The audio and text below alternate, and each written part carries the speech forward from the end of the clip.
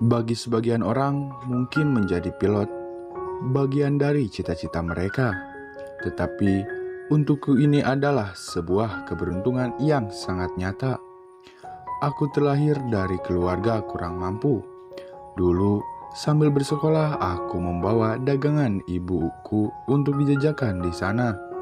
Aku tidak memiliki ayah ataupun saudara. Ayahku pergi meninggalkan ibu setelah tahu kalau ibu mengandungku.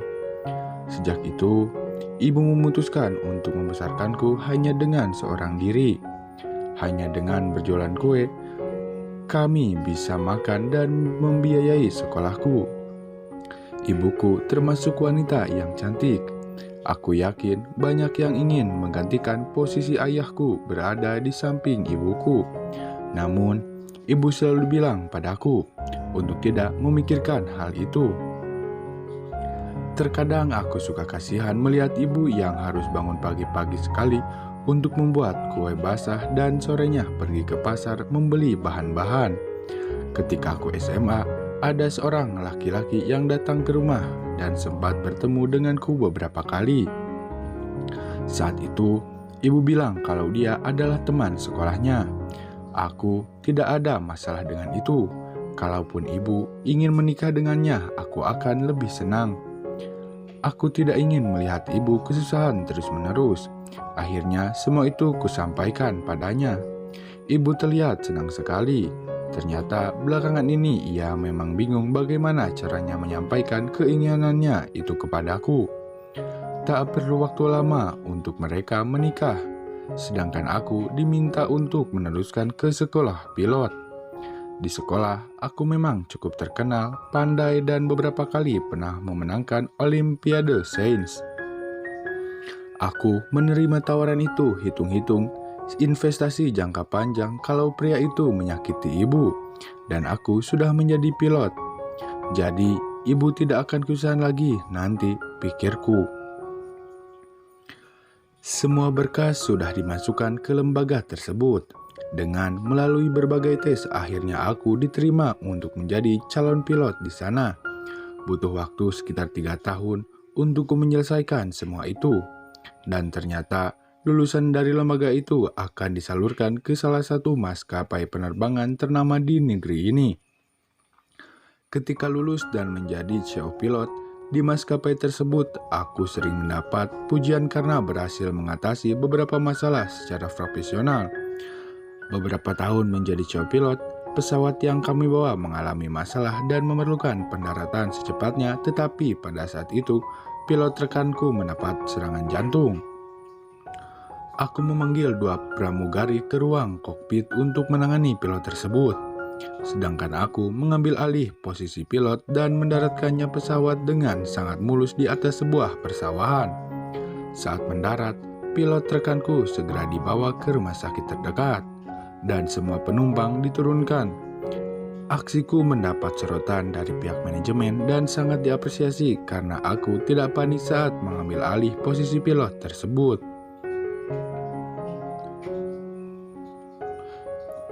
Aku merasa memiliki tanggung jawab menyelamatkan 700 orang beserta pramugara dan pramugari di dalamnya.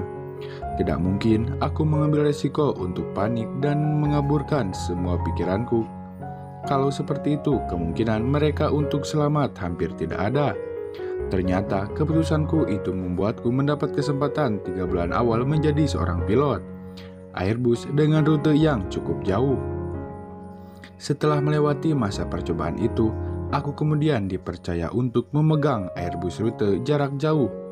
Beberapa tahun aku menjalani sebagai pilot sementara dan aku rasa berhasil karena setelahnya aku mendapat izin resmi untuk menjadi pilot Airbus.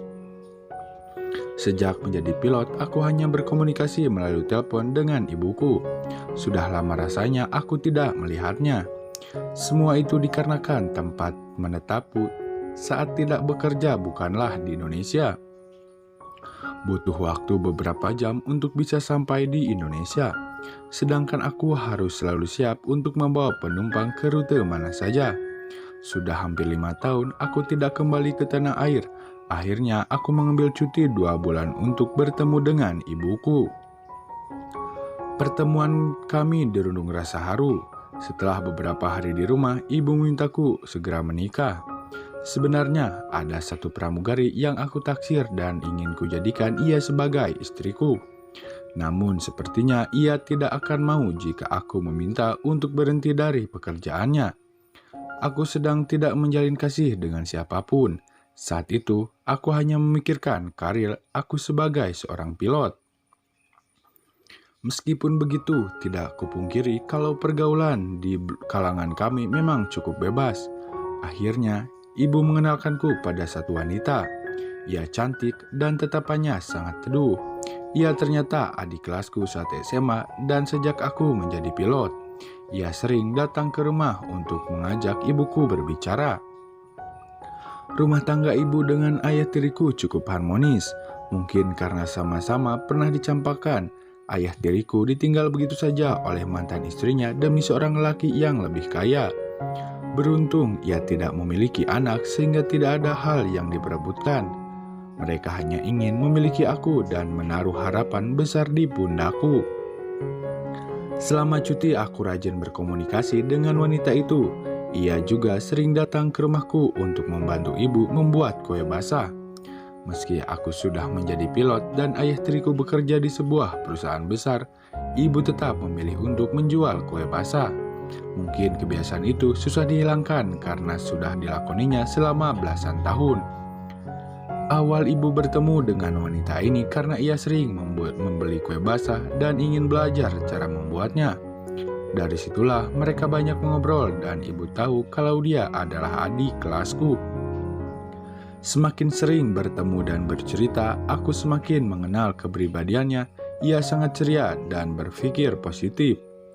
2 bulan aku cuti, tidak semua aku habiskan di dalam rumah.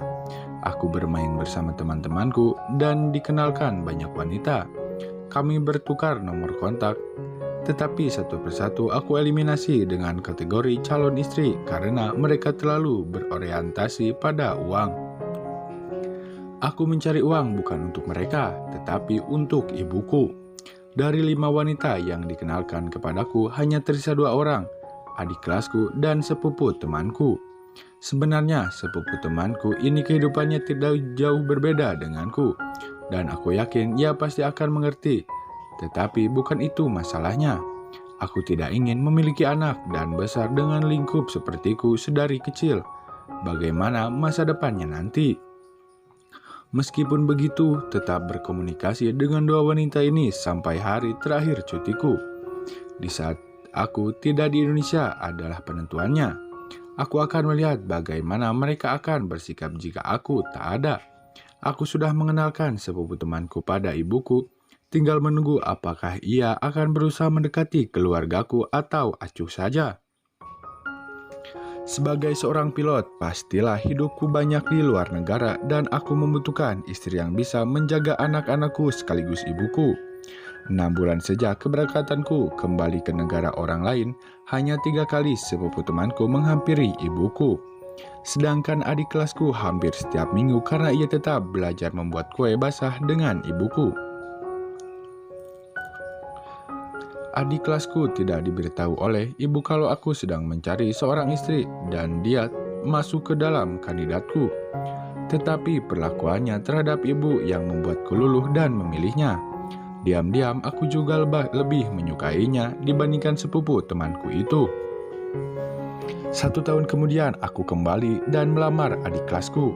Tentu saja selama 1 tahun itu kami sudah menjalin kasih dan kepulanganku kali ini memang khusus untuk meminangnya. Setelah menikah, ia tinggal dengan ibuku. Aku bisa saja membelikan rumah, tetapi sepertinya ibu ingin mendapatkan teman bertukar cerita dengan istriku.